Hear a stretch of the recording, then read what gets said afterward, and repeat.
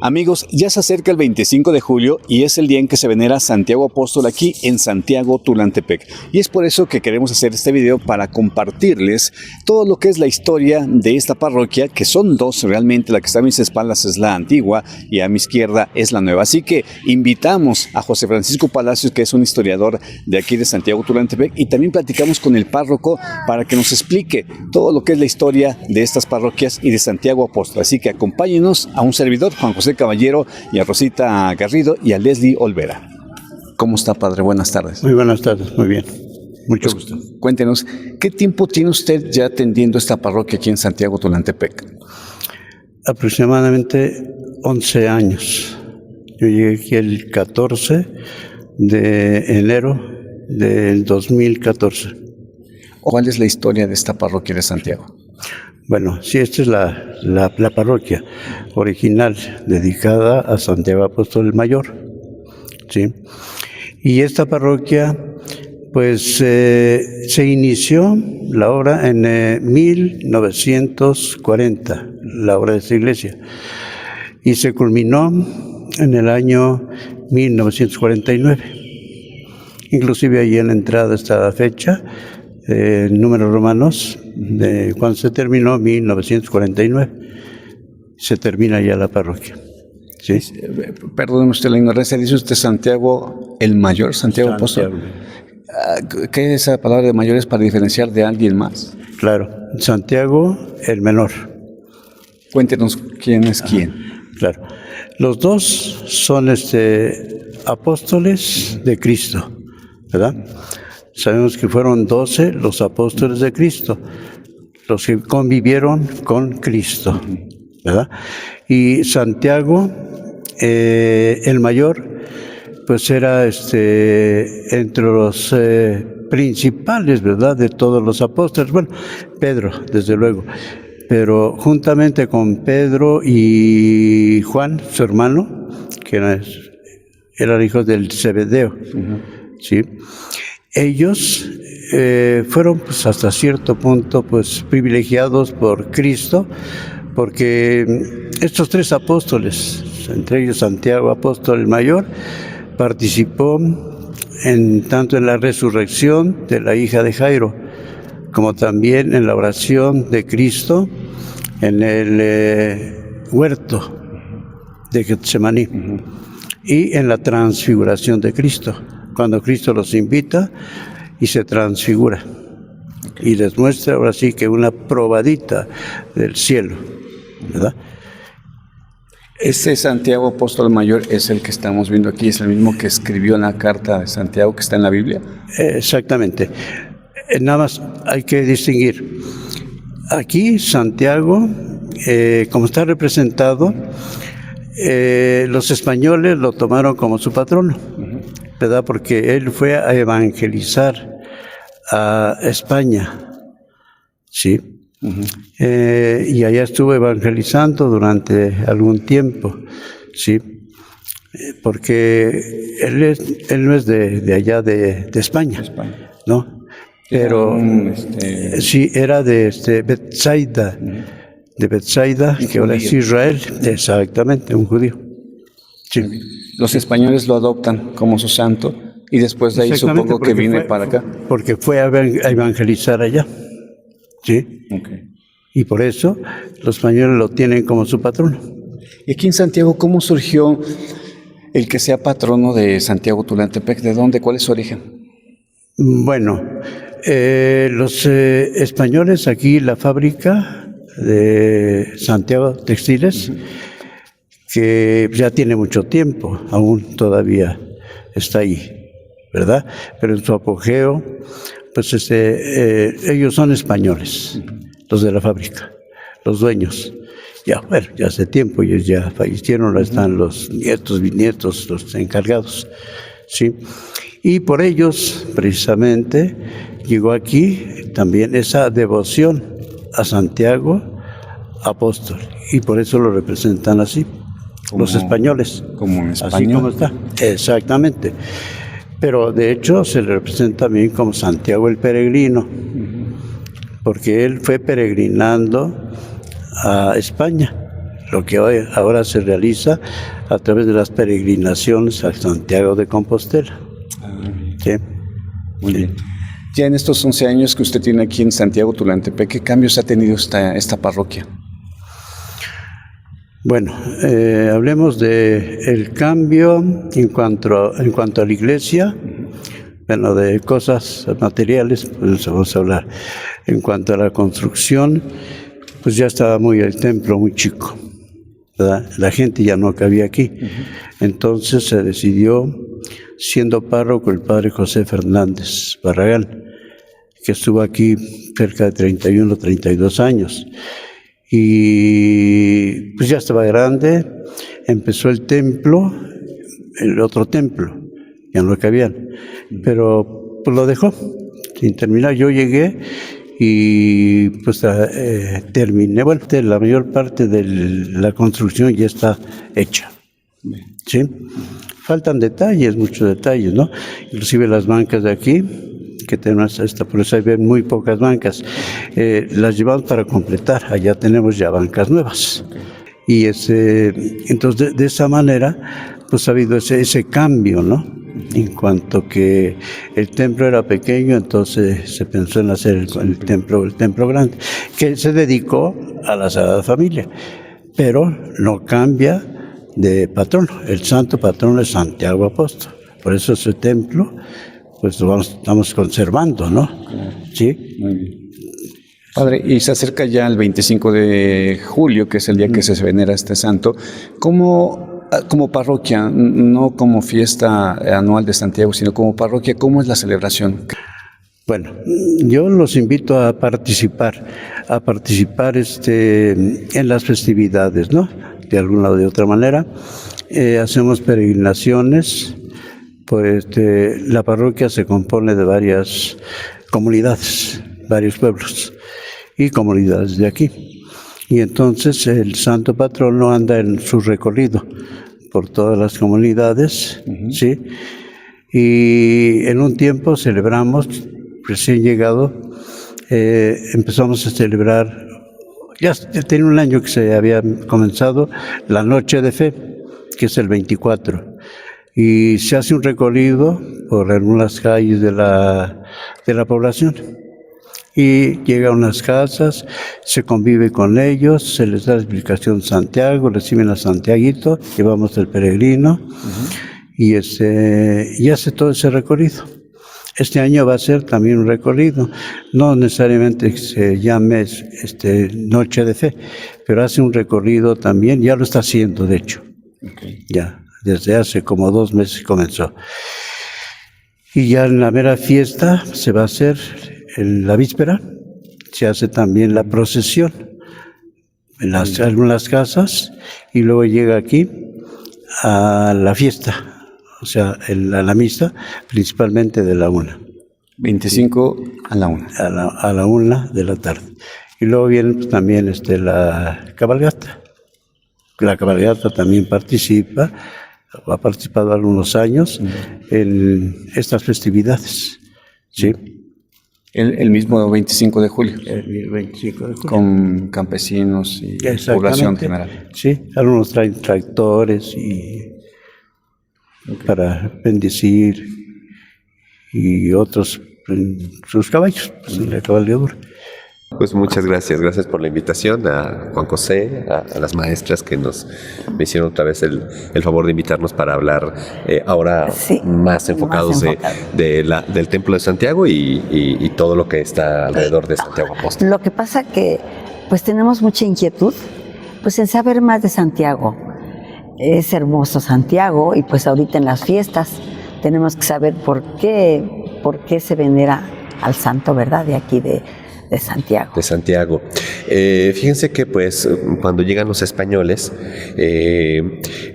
empieza el proceso de conversión de los naturales, de los indígenas naturales aquí en México, y como sabemos la primera evidencia de evangelización va a ser el Cristo de la Expiración en la Capilla de la Expiración en Tulancingo en 1527, y tenemos la primera evidencia del proceso de evangelización. Después en 1528 empieza, más bien es el origen del convento de San Juan Bautista en Tulancingo, y todos los indígenas alrededor del Valle de Tulancingo estaban obligados a ir a tomar catecismo al convento. Los indígenas de Santiago, Cuautepec, Jaltepec, todos estaban obligados a ir todos los domingos a tomar la misa y el catecismo. Y ahí era el proceso de evangelización, ahí eran bautizados y todo. Pero después los diferentes pueblos del Valle de Tulancingo, se les fue otorgando un santo en devoción y se les fue permitiendo la construcción de capillas.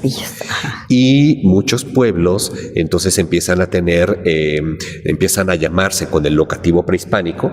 Por ejemplo, Cuautepec, el locativo, que es el topónimo, es el nombre como se le daba los indígenas, se le incorpora el nombre del santo, San Antonio Cuautepec. Tulancingo también. Así es, Tulancingo, San Juan Bautista Tulancingo, la Magdalena Metepec, San Francisco Jaltepec, San Miguel Huapalcalco, etcétera. Pero lo curioso es que Santiago Tulantepec, Tulantepec no es el topónimo indígena, sino desaparece.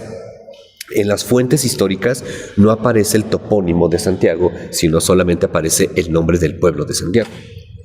Nada más, ¿no? Dedicado a Santiago Apóstol. Entonces tenemos que inmediato a la conquista de México, del Valle de Tulancingo, tenemos el nombre de Santiago.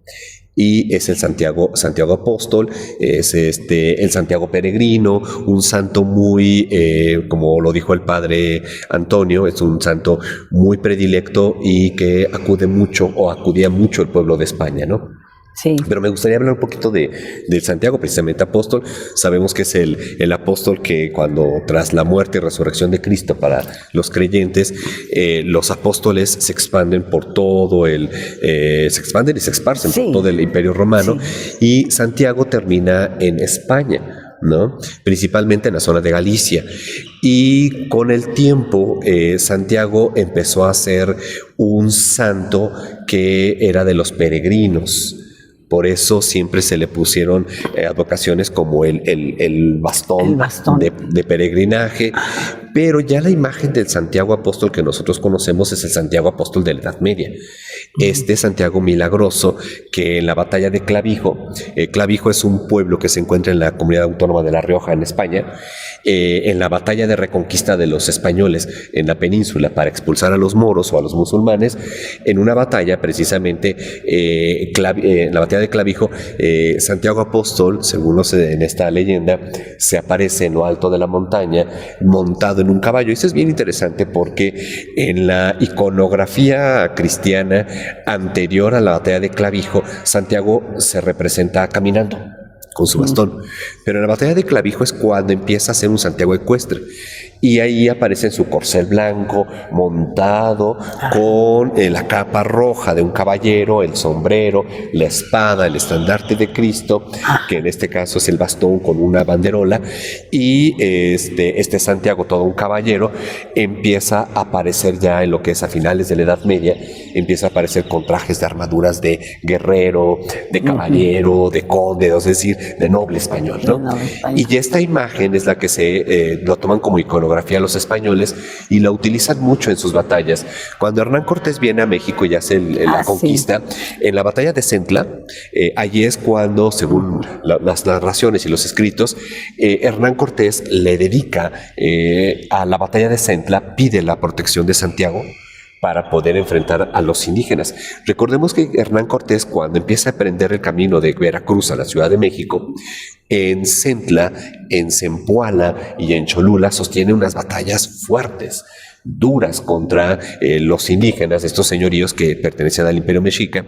Y en la de Centla, él pide la protección de Santiago. Y como ganaron la batalla de Centla, Hernán Cortés lo asume como un milagro, como esta parte de apoyo de Santiago, y lo empiezan a tener muy presente, porque Hernán Cortés era un gran devoto de la Virgen de la Extremadura.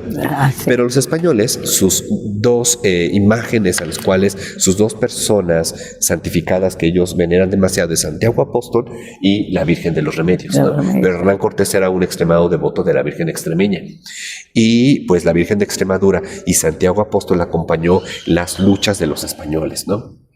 Cuando cae el Imperio Mexica y Hernán Cortés empieza la conquista de lo que es la área chichimeca, el área de los otomís, purépechas, etcétera, Hernán Cortés en verdad creía que estaba haciendo una guerra santa contra los infieles chichimecas. Así la llamaba él. Así es, apoyado por los Así la llamaba nahuatlacas y todos los pueblos que le apoyaron a él. Y en esas batallas aluden y acuden mucho a la protección de Santiago Apóstol. Por eso en el convento de Ixmiquilpan, el de San Miguel Arcángel, vamos a notar que hay un fresco en donde se está representando la batalla de los nahuatlacas y los españoles en contra de los chichimecas. Sí, entonces Santiago empieza a tener una preferencia, que empiezan a fundarse muchos pueblos con el nombre de Santiago, Santiago de Querétaro, Santiago de Matamoros. Ya habíamos platicado en alguna ocasión que pues como los ayuda a expulsar a los moros, por eso es Santiago de Matamoros, como está en el óleo que se encuentra aquí en el altar principal del templo, y empiezan a aparecer muchos pueblos dedicados a Santiago. Pero esos pueblos anteriormente se peleaban mucho, tenían muchas esos pueblos indígenas es que por lo regular era, ya sea el español le daba, tuvimos aquí una batalla, la ganamos gracias a Santiago y le vamos a poner el nombre de Santiago, pero también hay otra vocación de Santiago. Santiago, recordemos que tiene su hermano y los dos eran conocidos como los hijos del trueno, recordemos que son hijos de Jacob, o Jacobus. Estos hijos del trueno, que así les llamaban porque eran implacables, porque eran unos luchadores incansables por el Evangelio de Cristo y porque aparte eran de una personalidad fuerte.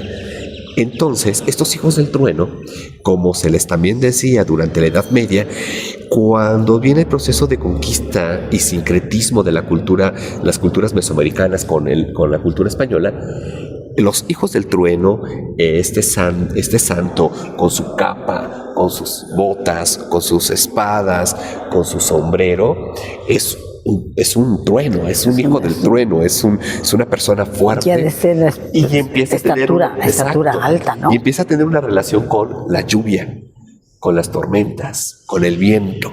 Y entonces empieza a darse el sincretismo de los dioses prehispánicos que tienen que ver con los truenos, con el viento, con las tormentas, con este Santiago Apóstol. Y empieza a ver este sincretismo. Y empieza a quitar a los dioses empieza a ver exacto. A quitar a los dioses, ¿no? Incluso, el dios de la lluvia, claro, lo hacen a un ladito. Se van sincretizando las cualidades, ¿no? Es muy curioso que, por ejemplo, en Cuetzalán, en Puebla, que también veneran a Santiago Apóstol, allá en toda la parte del Totonacapan está la famosa leyenda de los 7 truenos. Y los 7 truenos son personas que se visten con capa roja, con sombrero, con plumas, sus botas y su espada. Santiago. Y cuando cuando los 7 truenos suben al cielo, sus botas, al estar ellos danzando en el cielo, las botas son los truenos, la espada son los relámpagos y la capa es el viento. En el Totonacapan está muy radicada esta leyenda de los 7 truenos, el famoso Tajín que desafía, le roba las trajes a los truenos y que genera un gran huracán, y los truenos lo tienen que controlar, lo amarran y lo mandan abajo muy profundo en el agua. Fue el cambio de sus dioses que tenían ellos, el dios de la lluvia, el dios del trueno. Entonces, y en el cambio ese para... Así es, empezamos a ver cómo se empiezan a sincretizar. Y si nosotros pensamos en el periodo de evangelización a los indígenas, dejando sus dioses, entre comillas, ¿no? Y dándoles las cualidades de sus dioses a las cualidades de los santos, pues tenemos un santo del trueno, de las tormentas. Tenemos un santo de las tormentas, pero aparte es un santo que con su implacable lucha puede someter a los infieles. Es un santo para someter a los infieles, es un santo de los peregrinos, de los que caminan, pero también es un santo de los truenos, de las tormentas. Pues sí. Y esto coincide en el caso del pueblo de Santiago porque pues en el Valle de Tulancingo, como sabemos, la mayoría de los santos de los diferentes pueblos son santos que tienen relación con la mitad del año. La mitad del año en el Valle de Tulancingo es lluviosa y de muchas cosechas, y por lo tanto la mayoría de los dioses prehispánicos estaban dedicados, o los patronos eran de las lluvias y de las cosechas. Y al llegar los españoles en el sincretismo, los santos ahora son santos que tienen que ver con cualidades de lluvias. o de agua. Por ejemplo, San Juan Bautista, el que bautiza. Que el del bautiza, agua, sí, el que bautiza. Santa María Nativitas, la del nacimiento, aparecen en las cuevas donde están emanando las aguas, etcétera. La cruz azul de los manantiales, Sí. etcétera. Entonces, muchas de estas O cualidades sea vamos a que tener. ellos tuvieron que retomar lo que tenían aquellos Así es. grupos para que pudieran Para poderse hacer amancillarlos, ¿no? hacer ese Amancillarlos. proceso de evangelización, que creyeran. Ya no necesitas creer en esos dioses, ya no necesitas hacer sus sacrificios. Ahora tienes estos santos, hay que venerarlos, hay que pedirle intersección y tienes a Dios para que lo adores, etcétera, ¿no? Sí. Así es entonces como, pues, finalmente, pues llega a Santiago, como en muchas partes del país, llega a Santiago y llegó aquí, ¿no? En nuestro Santiago llega esta veneración a Santiago Apóstol. Pero fue traído por los españoles. Por los españoles, así es. Bueno, la fábrica Santiago tuvo que ver Que muchísimo. eso ya es mucho tiempo después. Eso es una oleada de Eso es ya españoles después. que llegaron mucho tiempo después, que le agregaron elementos de la zona de Navarra. Es que hay que diferenciar. El Santiago Apóstol que nosotros tenemos es un Santiago Apóstol que con los elementos es de Clavijo, de la zona de La Rioja, muy cercano a Galicia, es decir, al norte de Castilla-La Mancha. Y las tradiciones españolas que trajeron los Urrutia son de la zona de Navarra y de la zona vasca, que es hacia el oriente de España, con la frontera con Francia, ¿no? Que son cosas distintas. Así es. ¿Qué raíces tiene Santiago Apóstol? Santiago Apóstol, en el sentido de raíces aquí el pueblo, cómo se fue generando, es que es interesante, ¿no? Ahorita lo que estamos diciendo es que se evangelizan a los indígenas, a los naturales de Santiago, del pueblo de Santiago, se les da la vocación o se les dedica a Santiago. No hay una fuente así como muy consistente. El documento más antiguo, voy a citar algunos documentos que nos ayudan a entender este proceso, ¿no? Como alguna vez platiqué con ustedes, en 1565 se le da la merced del molino a Santiago, ¿no? Pero ya se nombra Santiago. Ya tenemos en 1565, ya se nombra Santiago, ¿no? Luego tenemos el documento que se encuentra en el archivo de catedral, que en 1595 se autoriza a hacer bautizos en el pueblo de Santiago, ¿no? Entonces, ahí tenemos eso. Y luego, Alfonso de Bocanegra es un visitador que es encomendado a venir al Valle de Tulancingo. Tiene que levantar un censo de cuántos naturales, porque para esos años bajó la tasa poblacional de indígenas. Entonces, tiene que venir a levantar un censo para hacer las congregaciones civiles. Obligar a los indígenas, como ya son muy pocos, obligar a que no estén en caseríos dispersos, sino se vean a un solo pueblo. Él viene a hacer las visitas y cuando hace la visita al pueblo de Santiago, la visita es entre 1592 y 1602. Cuando él viene a hacer la visita, él menciona que aquí en el pueblo de Santiago solo viven 144 indígenas cuando él hace la visita. 144 indígenas que hablan otomí y hablan náhuatl, según en su informe. Y que este pueblo ya tiene una iglesia, él lo cita así, mediana y antigua. Estamos hablando que entre 1592 y 1602, cuando él visita el pueblo de Santiago, ya hay un templo dedicado a Santiago y que él lo considera que está de mediano tamaño y que lo considera muy antiguo. Si nos vamos a los documentos de 1565 que se nombra Santiago hacia atrás, y si estamos hablando que los frailes llegan en 1527 al Valle de Tulancingo y en 1528 a San Juan Bautista y empiezan a construirse los diferentes templos a las advocaciones, Santa María Nativita, Santa María Asunción, San Marcos, Magdalena Metepec, San Francisco Jaltepec, San Miguel Huapalcalco, etcétera, San Antonio Cuautepec, Santiago, ¿sí? Entonces estamos hablando que en un tiempo similar, entre 1500, esta es una hipótesis, entre 1528 hacia adelante, se les va autorizando la construcción de capillas dedicadas a sus diferentes santos. Y se les da permiso de dar misas en estas capillas en los diferentes pueblos indígenas. ¿Qué estamos hablando? Que son indígenas que ya son bautizados, ya fueron bautizados, ya fueron convertidos, entonces ya pueden tener misas en sus capillas, pero deben seguir teniendo la formación evangélica en el convento. Pero ya para finales del siglo XVI, estamos hablando en esta época que viene Alfonso Bocanegra, que hay 144 indígenas solo viviendo en el pueblo de Santiago, como ya bajó la tasa poblacional de indígenas, entonces eso quiere decir que los indígenas en ese momento los quieren juntar todos en un solo pueblo, y como alguna vez les platiqué, los indígenas de Santiago dijeron no nos vamos a ir para Santa María Nativitas, nos quedamos aquí en Santiago porque tenemos nuestro molino y por lo menos esto ya nos da pauta a ello. A la pregunta de las raíces, y no sé si me permitieran ya encaminarme hacia lo que es el templo como tal, el edificio. Hace rato que empezábamos la conversación, no hay evidencias de un templo antiguo, no quedan, ¿no? La pila bautismal, algunos dicen que es de 1604, 1605. Hay un dato que dice que es de 1791. Ya es muy lejana, muy ¿no? lejana, Sí. sí. Finales del siglo XVII. Lo que sí es que en algunos mapas y algunas relaciones, y lo que hemos estado diciendo, tuvo que haber existido forzosamente un templo antiguo antes de en el que estamos nosotros. Sí, claro. Entonces ya se bautizaban aquí los indígenas. Sí, por lo menos desde 1595 ya los indígenas y sus hijos se pueden ir bautizando aquí, sin necesidad de ir hasta Tulancingo.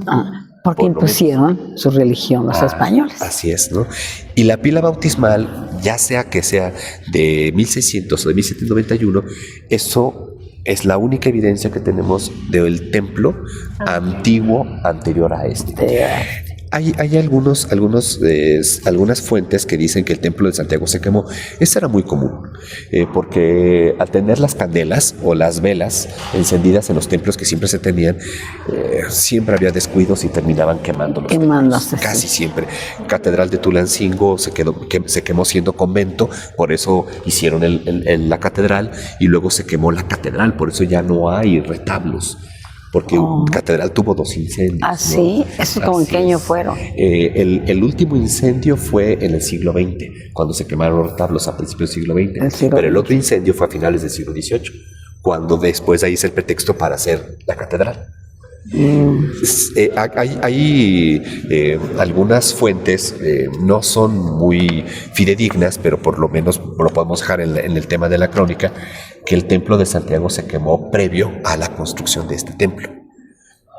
Entonces, ¿Y ha cambiado, ha tenido cambios esta iglesia? sí, esta iglesia, si se quemó el antiguo templo, ¿no? El anterior templo que viene desde el siglo XVI, viene la iniciativa por parte del Sindicato de Trabajadores Libertad y por parte de la fábrica para construir, financiar, junto con los feligreses, la construcción de este templo.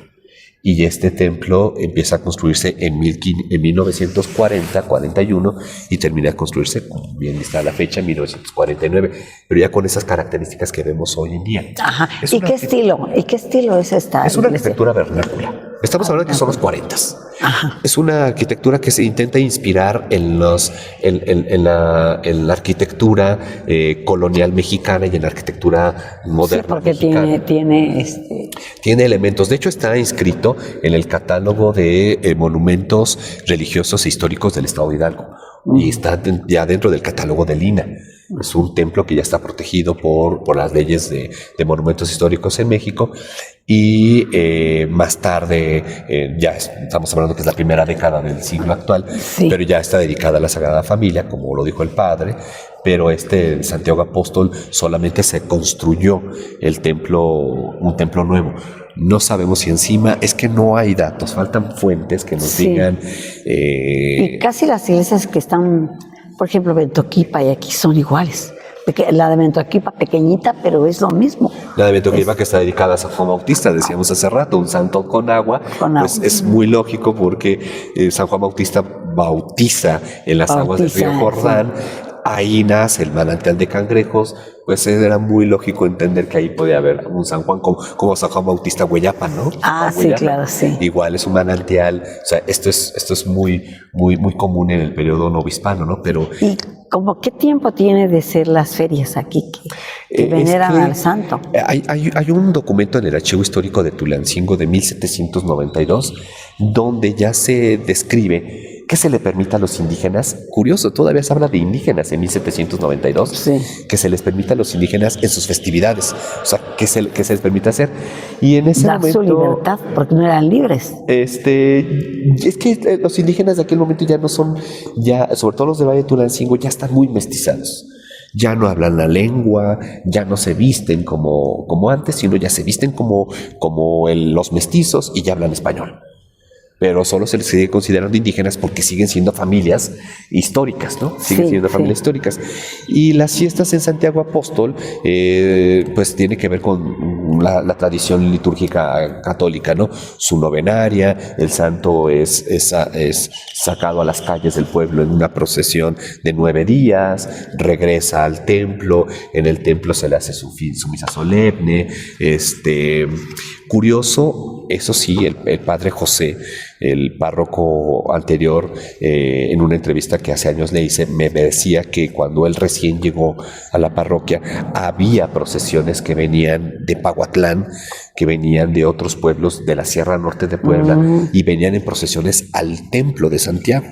Y venían a dejarle flores y arreglos, pero que se fue perdiendo poco a poco. O sea, me decía, yo no hice nada, yo no provoqué nada, simplemente la gente dejó de venir. Ya no venían a las procesiones de Santiago, ya no venían a las fiestas de Santiago, ya no venían a darle sus mañanitas de Santiago. Algo muy similar como todavía sigue sucediendo en Los Ángeles, en Santiago. Digo, en Tulancingo, la Virgen de Los Ángeles. Algo muy similar me platicaba en su momento el padre José. ¿Hay algunas leyendas de Santiago Apóstol? Uy, hay demasiadas y es curioso porque algunas pueden ligarse con Santiago. A ver qué les va a sonar ahorita, ¿no? Dentro de la leyenda que les dije, que es la de la batalla de Clavijo, está la de la resurrección, que también ayudó a que aparecieran hostias, etc. Pero hay una leyenda que me llama mucho la atención, que es bien curiosa. A ver a qué les suena. Inmediatamente les va a sonar a ustedes algo y a todos los que nos están viendo y escuchando.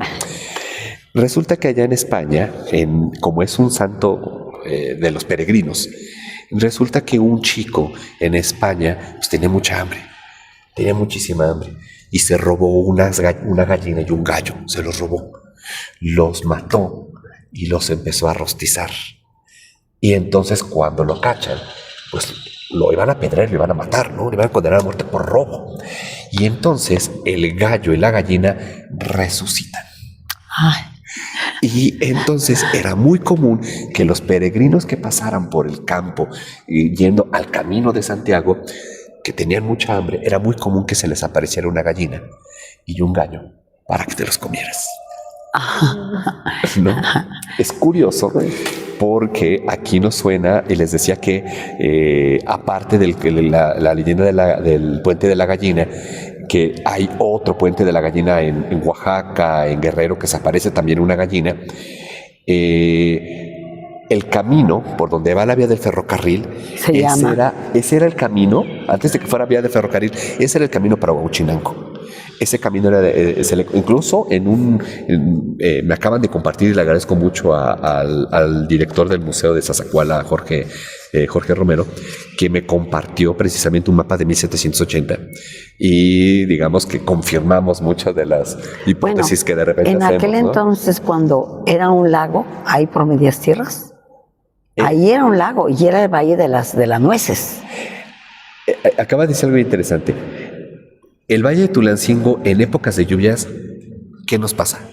Se inunda. Se inunda. Pero ahí en Medias Tierras decían que era el paso para Veracruz, que todo eso hace... El camino de Aquetzalpan, recordemos que el convento de Tulancingo está sobre el camino de Aquetzalpan. El camino de Aquetzalpan pasaba, pues, según algunos mapas, no dice específicamente, los mapas ya son muy recientes y hablan de la carretera de Tulancingo para México, ¿no? El camino más bien de Tulancingo para México, y ese camino es justamente lo que conocemos como, aquí enfrente, como 1 de abril, que es donde viene la carretera. Donde viene la carretera. ¿No? Eso nos podría hacer pensar que probablemente ese era el antiguo camino de Aquetzalpan, el que va para el 1 de abril. Y es curioso porque este camino que está justamente aquí a un lado, a un costado de la iglesia, donde pasa la vía, terrenos que perdió la iglesia en el momento de la desamortización de los bienes, y este camino entroncaba con la vía, y ese era el camino antiguo para Huauchinango y Pachuca. De hecho, en algunos mapas de Santiago aparece camino de Huauchinango a Pachuca. ¿no? Pero ahí hay el puente ese de la gallina. Y ahí por ahí atraviesa el Y puente que de la ahí se gallina. aparece una gallina. De una gallina que se aparece en un camino y que con el tiempo pues, pasa el ferrocarril y pues la gallina sigue desapareciéndose, pero ahora por el puente del ferrocarril. Vean, es lo curioso, Sí. una gallina que se aparece.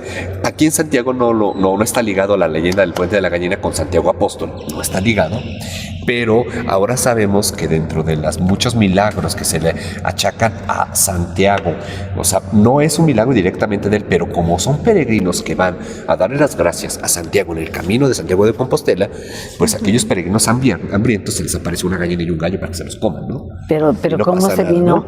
desde allá a ver aquí Los al puente de la españoles, gallina? muchas de las leyendas de los españoles nos trajeron, se sincretizaron o Sí, mezclaron sí. con las leyendas locales aquí, Sí. como el caso de las Lloronas, etcétera, ¿no? Hay otra que Santiago Apóstol se baja en su caballo y anda galopando por el pueblo, ¿no? Pero tiene mucho que ver allá en España. Santiago Apóstol galopaba en las batallas, o sea, podían estar los españoles peleando contra los musulmanes y de la nada, después de la batalla de Clavijo, era muy común que se les apareciera Santiago galopando entre los españoles y les daba energía y les daba inspiración y se empezaban las lluvias y las tormentas y les daba miedo. Se supone que en la batalla de Clavijo así es. Suena un trueno muy fuerte, se ve un relámpago y se ve a lo lejos en la montaña a Santiago En el monte, en el monte, monte. con su caballo y su espada y todos los moros se espantan. Eso hace que de repente los españoles tengan otra vez energía y derrotan a los moros, ¿no? Y esto les digo que Hernán Cortés lo replica con la batalla de Centla, donde las ganan, después las batallas que van a tener contra los chichimecas. Entonces Santiago Apóstol tiene estas cualidades, es un santo de batalla, pero es un santo de tormentas y es un santo de peregrinos. Y aquí entonces, ¿cuántos años tiene que se venera? Pues estamos hablando entonces Muchísimos que años. no tenemos la fecha exacta, pero sabemos que por lo menos de 1527 para acá tuvo que haber en esos años dados en advocación a Santiago, a los naturales de Santiago, lo veneraron y pues ahora en fecha Santiago tuvo como una inyección, para decirlo así, lo voy a hacer en estos términos coloquiales, con la llegada de los españoles en el siglo, con la nueva ola de españoles en el siglo XIX que llegaron a Santiago con la fábrica textil. Y aquí había un párroco de planta, porque Sí, de Sí, hecho, siempre. anteriormente al padre José, se me escapa el nombre del anterior párroco, está en el archivo de catedral. Si a partir de 1595 se permite el bautizo, quiere decir que entonces, si no había un párroco de indios, entonces había un párroco que venía directamente a celebrar aquí la fiesta. Es que en el periodo colonial y todavía en el México independiente había párrocos o curas de indígenas y curas de blancos. Bueno, recordemos que Morelos, José María Morelos, era cura de indígenas y Miguel Hidalgo era cura de blancos. La diferencia es que el cura de indígenas solo estudiaba 4 años en el seminario y el cura de blancos estudiaba sus 6 años. Sí. Era más letrado, ¿no? Y el cura de indígenas podía ser un mestizo, un mulato, pero el cura de blancos solo podía ser un mestizo o un criollo. O peninsular, únicamente. Esa era la diferencia, ¿no? Entonces estamos hablando que cuando le da la vocación a Santiago en el siglo XVI y cuando se le permite a finales del siglo XVI que se bauticen, pues de ahí en adelante pues estamos hablando que en algún momento tuvo que haber habido un cura de indígenas y ya con el tiempo, no cura de indígenas porque fue un pueblo originalmente de indígenas. De indígenas. Así es. No sabemos, no tenemos datos precisos en qué momento dejó de haber población indígena. ¿Por qué dejó de haber población indígena? Porque se tuvo que haber mestizado en algún momento. O sea, cuando Bocanegra visita Santiago y dice que hay 144 indígenas, es una población pequeña. 144 indígenas. En el mapa de 1780 que recién me compartieron, es curioso porque aparecen los solares, los predios, y acá atrás de la iglesia aparece una barranca que, curioso, ya no existe. ¿Y saben cuál era esa barranca? La calle que tenemos acá atrás, se me escapa el nombre, que pasa por baja del Sindicato Libertad, y que esa era una barranca. Y del otro lado de la barranca aparece como predios de indios, dice, indios naturales. O sea, eran predios de indios naturales del otro lado de la calle, ¿no? Eso es muy curioso. ¿La ubicación de la iglesia tiene que ver con algo? O sea, ¿por qué la construyeron aquí de este lado?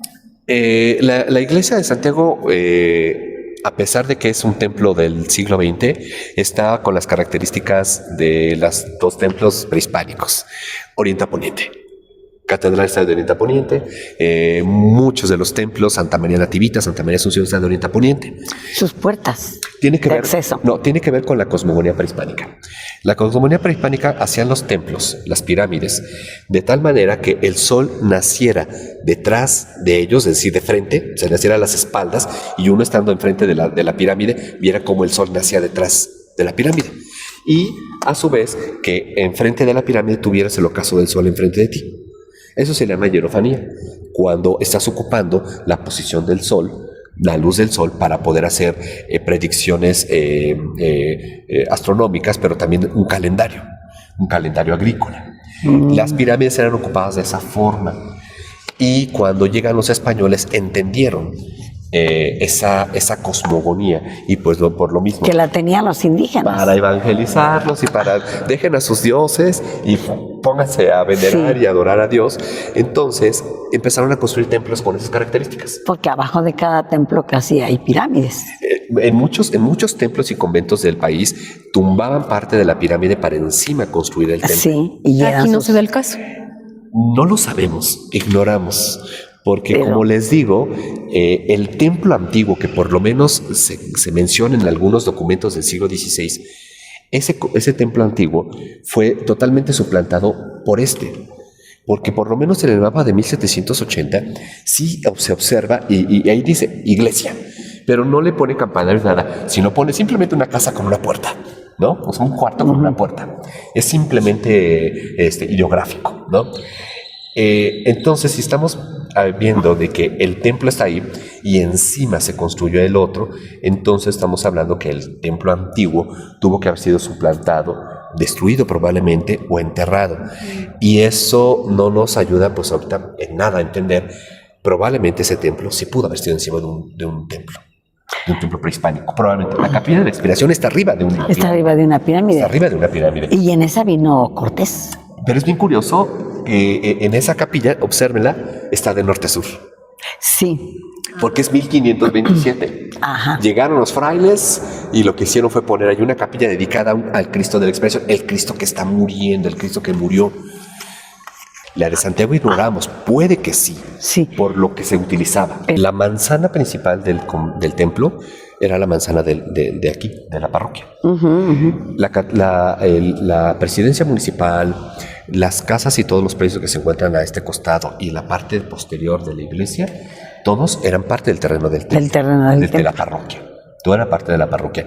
En la desamortización de los bienes tuvieron que quitárselas y nombraron el Palacio de Gobierno, ¿no? En tiempo de Benito Juárez. Porque aquí nunca se gobernó. Aquí era un pueblo que estaba bajo la jurisdicción de Cuautepec, recuerden. Y también de Tulancingo, ¿no? En Tulancingo también. En un principio a Tulancingo, pero posteriormente estuvo bajo la jurisdicción, ya en el México independiente, la jurisdicción de Cuautepec, y por eso aquí nunca van a encontrar un edificio de gobierno antiguo.